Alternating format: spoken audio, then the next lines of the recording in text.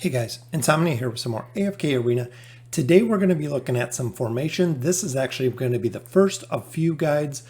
Today we're going to be looking at the God tier formations. So these are formations that are pushing chapter 28 to 34. So we're going to go through them a little bit in depth, looking at the heroes, looking at the substitute heroes that you can use, and seeing exactly where your formation falls within the subsets. There's a God tier, an S tier, an A tier, and a B tier that we will get to. So let's go ahead and get into the guide.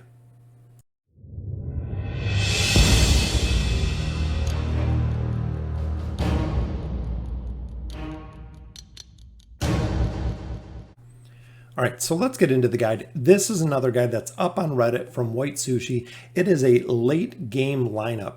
So we're going to go through the godlike tier right now. The godlike tier is very, very expensive. It is the players who are pushing chapters 30 plus at this point with the tier list we're going to be going over. So let's go ahead and get into the tier list. Of course, as we all know, Tailene is a priority for most of the list.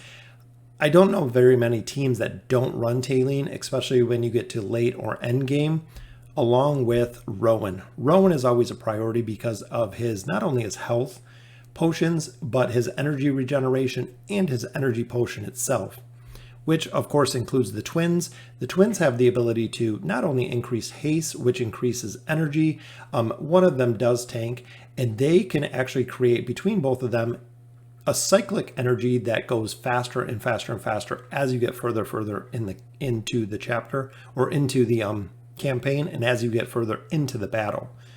Aziz is another one that I believe it's every 5 seconds he regenerates energy, plus he can nullify the enemy's ultimate abilities. So again, with the twins, as their haste is increased and they are attacking faster and faster and faster, the team is attacking faster, making Aziz able to pretty much cancel out everybody's ultimate abilities in a cycle formation, combined with Mahira that adds a ton of CC and again, energy regen. So looking at this team comp, you have Tailene, who is the main damage dealer. You have 4 heroes, that's right, 4 heroes that bring energy to this team, bringing haste, bringing energy, recycling energy, canceling out ults, allowing Tailene to scale over time. Very, very powerful formation. 2 other heroes that you can kind of substitute depending on who you're building is, of course, Orthos. Orthos has the ability to alter time really between a couple of his abilities. He has the ability to stop time. He has a time trap, which kind of nullifies time, can freeze enemies, especially if you have a signature item, providing an additional CC. Same with Wukong. Wukong nullifies haste. So if you're running a team where haste is so vital and you're increasing your haste by a ton, he has the ability to nullify the haste. I believe it's his bludgeon ability. Plus, when he splits into 4 adds, and he has his shielding ability. Very, very powerful hero, as well as Oscar. Oscar's another hero that is relatively new. Haven't built him yet, only have him at Legendary, but according to White Sushi's guide, he is another substitute for this team. So using Tailene as the main carry while cycling through all 4 other heroes' energy. So again, all 4 heroes create energy. This build completely shuts down the enemy's ultimates while constantly casting your own ultimates. This is on top of CC, and the sustain makes the team almost unkillable because you are completely locking down the opponent team. Big whale comp, extremely expensive. So this is going to be a lot of Stargazer pulls, looking for Mahira, looking for Aziz, looking for the twins, looking for Tailene. Rowan you should be able to get.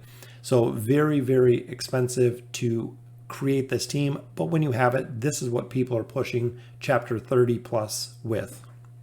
So another godlike formation that we get into, of course, starts with Tailene, just like most of them do. We have Athalia, who goes in the back line, Orthos, which creates a unity between kind of all of them, as well as, of course, Nar and Pharrell. Tailene, as we all know, a super, super strong healer. Support class, which the support tree and the elder tree is very, very powerful, but coupled with that is she does a ton of damage. Orthos has the ability to, again, negate time, Big difference here, Nara has the ability to CC, impale, and do a ton of damage. Athalia, same, does a lot of high damage, does a lot of CC. Pharrell, exact same thing, a lot of CC, energy disintegration, and does a lot of damage.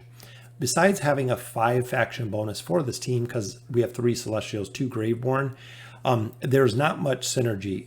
The combination here focuses on raw power of the individual hero to handle a single opponent. So the team synergy, again, doesn't have much here, but every single hero on this team can handle another single hero one-on-one. That's what makes it so powerful. This is one of the formations that everyone uses for the PvP meta, using Orthos and this combination with Talene. Very, very powerful. So again, this is one that you're pushing 30, 31, 32, chapter 34. You're moving with this formation if you go ahead and build it. So in this, it does have, again, 2 substitutes, which 2 of the heroes you can substitute in is, of course, Thorin. Thorin does not have a cap. He is a hero that with a Thorin cheese, there's no limit to what he can do with a Thorin cheese, which is, of course, very, very interesting when it comes to the ability. There's a lot of formations built around the Thorin cheese, and the other hero, of course, just like the last formation, is Wukong. His ability to negate the energy and the ability to split into adds with shields. He is very, very hard to kill, can do a lot of damage, and again, is pushed further into the late game campaign. The very last one is a very interesting comp. So this actually uses Lucius and Arthur. So this is the first time we see Arthur in a end game comp, which is, again, chapter 30 plus, combined with a interesting combination of Rose using Mahira and Khazard. And thank you to Matt. So I borrowed his Khazard so I could do the video. So when you look at here, the build scales Khazard into a hyper carry, meaning that he is going to be attacking super, super fast because he is going to be in Arthur's aura, same as Mahira. So both of them attacking super, super fast, as well as Rose being on Khazard at this point too, which is very interesting.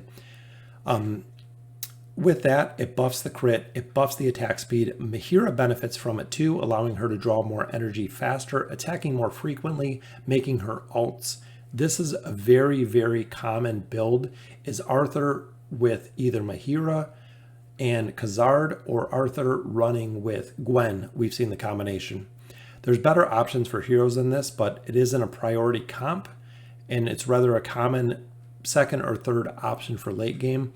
In this formation as well, they do have a few substitutes, which include, I was pretty shocked with some of the substitutes being Brutus, which we very, very never see.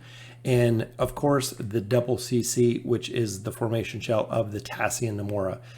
The amount of CC that Beguile has from Namora, the healing ability, as well as Tassie's ability to go ahead and CC with not only her ultimate sleep ability, but her banish ability, makes this team just absolutely shine.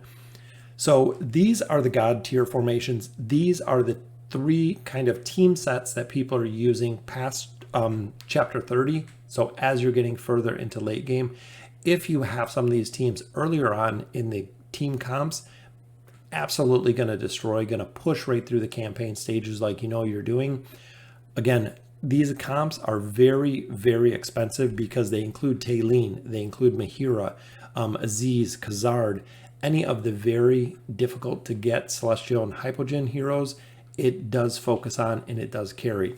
So let me know in the comments what you guys think. Like I said, this was the first of a couple guides that we're going to come out with. This covers the God tier pushing into late game chapter 31st or 30 plus. So again, let me know what you guys think. And as always, thank you guys for watching.